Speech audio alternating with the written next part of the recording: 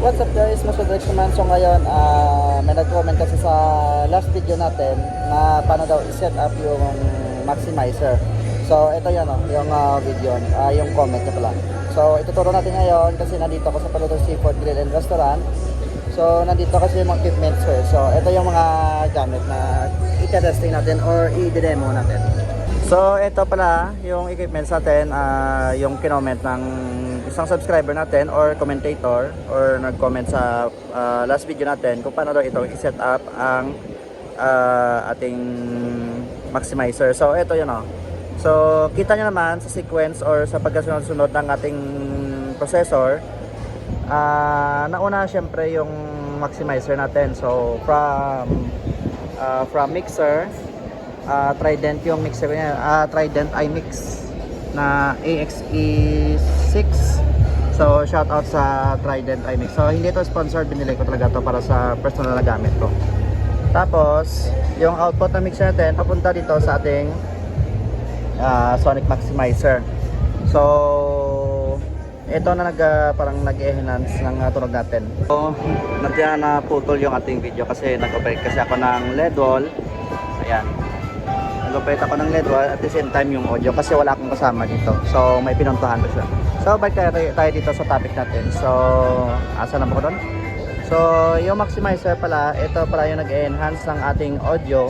So yung low contour, ito yung nag-control ng bass. And yung definition or high contour, ito yung sa mid-high frequencies. Katulad din dito sa kabila.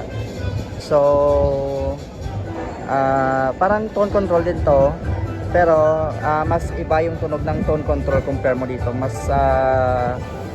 maganda yung tunog ng maximizer. Then yung output ng maximizer natin papunta sa EQ natin. And then yung output ng EQ natin is papunta na sa ating crossover. So siya na yung mag-divide ng frequencies natin from low, mid, high, or kung naka 4-way ka, low, mid, high, mid-high, tapos high. So yan.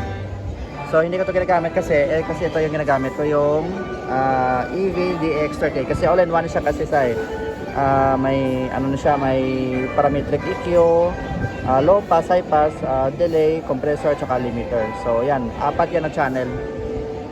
So balik muna tayo dito and yan. So yan ang sa vlog natin mga boss. So yan yung paano i-set up ang ating maximizer. So ulitin natin. From output ng ating mixer, papunta siya sa ating maximizer. And then yung output ng maximizer natin is papunta na yan sa EQ. And then yung EQ natin, yung output niyan, papunta na yan dito sa ating crossover. So powered by Broadway na AC23Q. So yan yung ginagamit ko minsan. Kung may mga event dito na kailangan ng sub, ito yung ginagamit ko.